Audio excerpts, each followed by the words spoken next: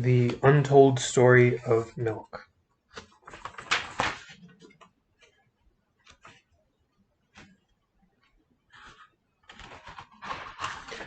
All truth passes through three stages. First, it is ridiculed. Second, it is violently opposed. Third, it is accepted as being self-evident.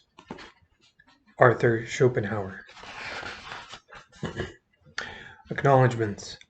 My deep thanks goes to the members of the Weston A. Price Foundation. The work of the foundation to restore nutrient-dense foods to the American diet through research, education, and activism inspired me to write this book. Without the effort and support of the foundation's members, this untold story of milk would remain untold. I'm particularly indebted to Sally Fallon, founder and president of the foundation.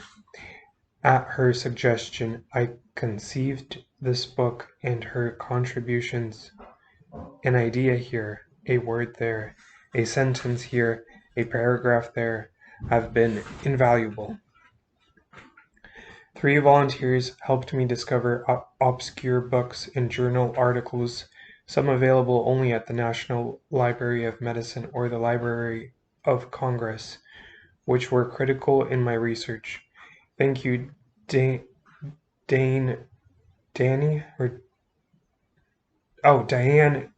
Ducey, John D. Rosa, and Corey Murmer. You secured valuable material for me that would have been difficult for me to obtain without your help. Thanks also to Linda Forrestal for her input on the milk industry, and to Catherine Gzapp and Leonard Rosenbaum for their help in getting the manuscript to final form. My appreciation also goes to Dr. Mary Enig, who helped me sort out the science in the debate about homogenization. I want to give special thanks to the farmers who produced raw milk and raw milk products from healthy, grass-fed animals.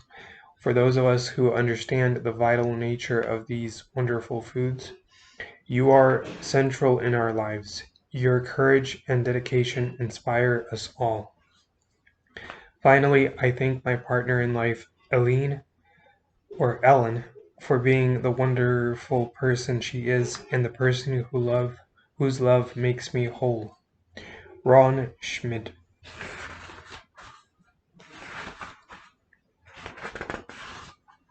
Forward. 20 years ago, organic agriculture was a fringe movement, barely on the mainstream radar scope, a subject that commentators treated with derision,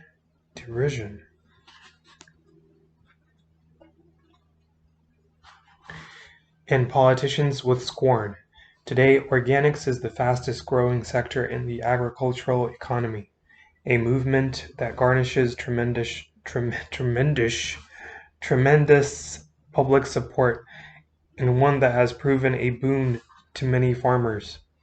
Raw milk today is a fringe movement, a crusade of underdogs, a pesky mouse under the entrenched lions of medicine and industry. Who would be foolish enough to propose that raw milk should be reinstated as the centerpiece of the American diet? Or suggest that the agricultural model of the future will be the small farm with the dairy cow at its center?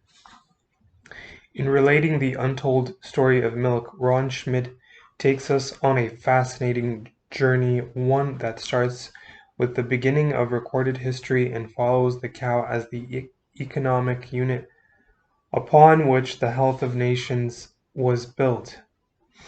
From Sumeria to the United States. While civilizations engaged in large-scale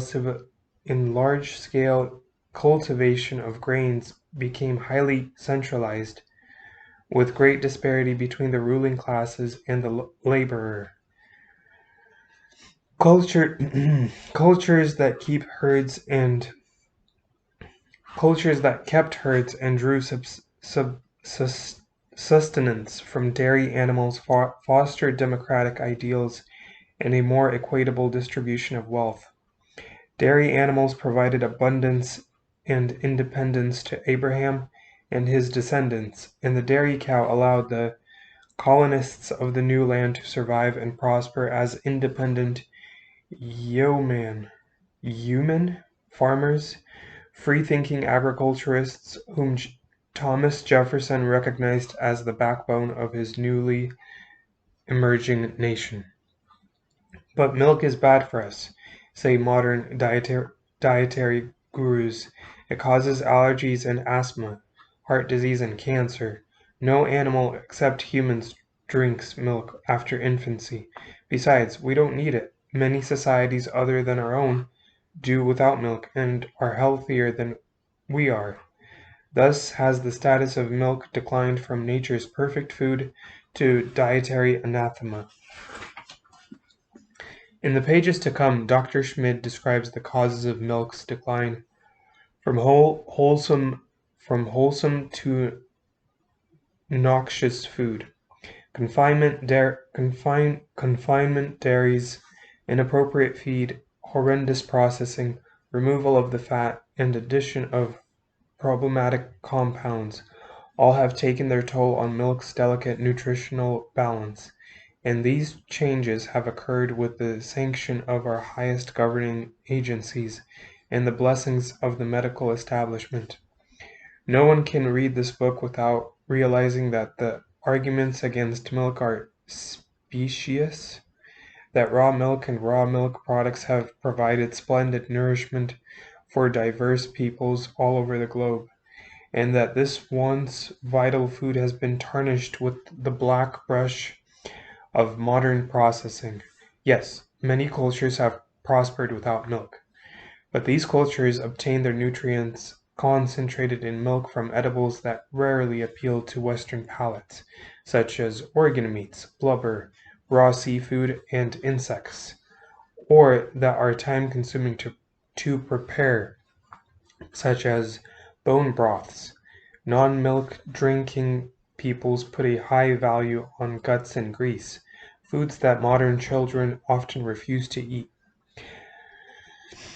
But few need coaxing to drink delicious whole raw milk, which is rich in the very same critical nutrients that traditional peoples found in animal organs, animal fats, and bones. Raw milk provides the welcome answer to modern parents desperate to get quality nutrients into their finicky young eaters and mindful that children need extra protection against the junk food to which they are repeatedly exposed. Only one force can reverse milk's decline, and that is the educated consumer. The consumer who demands a quality product, a product that comes from cows on good pasture, that contains all the butter fat that nature put there and that has not been subjected to modern processing. When the consumer once again demands pure and healthy milk and indicates a willingness to pay a fair price and even travel some distance to obtain such a product, farmers will respond by providing it a groundswell that will eventually force regulators to abandon their unreasonable opposition.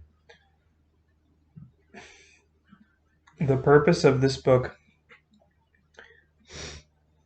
is to create millions of such consumers and by so doing revitalize family farms and local communities.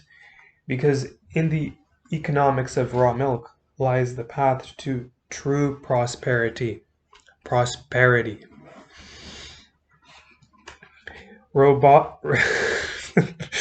Robust returns indeed compared to the dividends of stocks and bonds. No other investment promises such handsome income to the family willing to work. The cow on pasture produces something like 100 weight of milk per year, for which the farmer selling directly to to the public receives about $50 per hundredweight. So if he has 20 cows, his gross income is about $100,000 per year. If he starts his dairy by buying the cows outright, he recoups his investment within 2 or 3 months. If he produces cream, butter, and cheese, he makes about the same amount per hundredweight. He may even make more on the cheese, and is left with a bonus of skim milk and whey, the perfect food for chickens and pigs. Another source of income to add to the total. The major inputs to this neat system are sunlight, which is free, and labor, which is the prerogative of the farmer. Of course, the other side of the equation is consumers willing to pay the farmer a fair price for his wonderful products. As our health crisis grows and the public becomes more desperate for answers, the demand for raw milk will increase. The despairing mother who gives raw milk to her autistic child and witnesses startling improvements, the laborer whose crippling arthritis clears up when he consumes raw butter and cream, the frustrated dieter who watches pounds melt away on the milk diet, parents who observe their children growing up robustly and easily on a diet bolstered by raw milk, asthma, as, asthma, yeah, asthma sufferers who finally find relief when they drink raw milk, vegetarians seeking a good source of the vital nutrients lacking in plant foods, all add to the growing body of consumers who refuse to be swayed by government admonitions and industry propaganda. The day will come when no conscientious,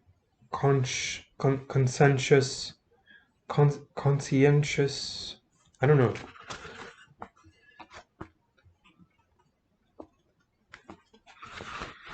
couple will dream of starting a family until they have found a source of pure and healthy raw milk. Oh, okay. For their children. When no town planners will proceed without first settling aside the most fertile land for the local dairy. When no doctor will omit raw milk as part of his treatment, and when no government official will dare to impede access to in any way to raw milk and other pure foods. Democratic ideals prospered among pastoral peoples, and those democratic ideals can revive as we rediscover the value of pure unprocessed milk. The roadblocks that have denied access to this life-giving food, government regulations, and institutional prejudice, must give way to scrutiny as consumer consciousness expands. Are laws against raw milk fair and just? Are they even constitutional? Do they infringe on our right to freedom of religion and the pursuit of happiness? Or do they represent racketeering dressed up in the rhetoric of public good? The reclamation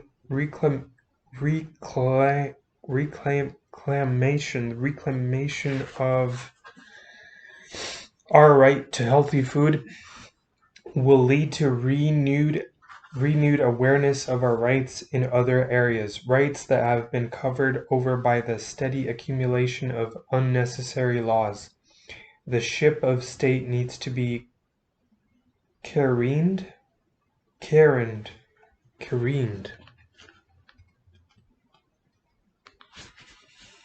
and subjected to a good barnacle cleaning. And the raw milk movement can provide the first step in this purifying process. Pasteurization, ultra-pasteurization, sterilization, preservation, without a myriad of additives, none of these measures has solved the problem of food-borne illness for the food industry. On the con on the, on the contrary, as production has become more centralized, the number of foodborne illnesses or the number of foodborne illness cases has risen to 76 million per year.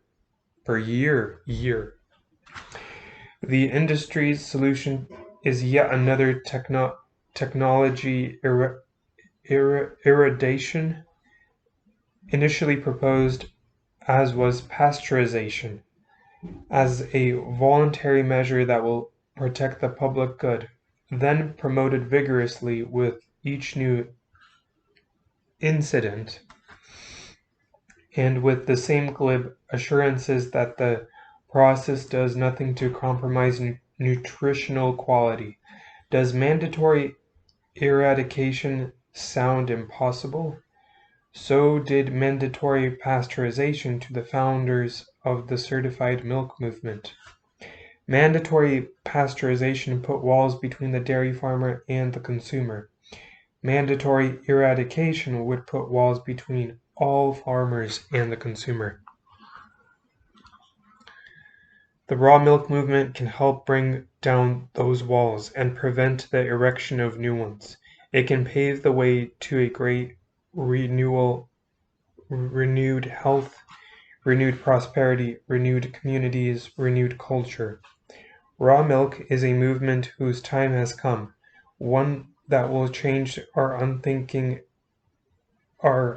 thinking and the shape of our society in a most beneficial way, and the untold story of milk will serve as a catalyst to this movement, providing consumers with the facts and inspiration they need to embrace nature's perfect food.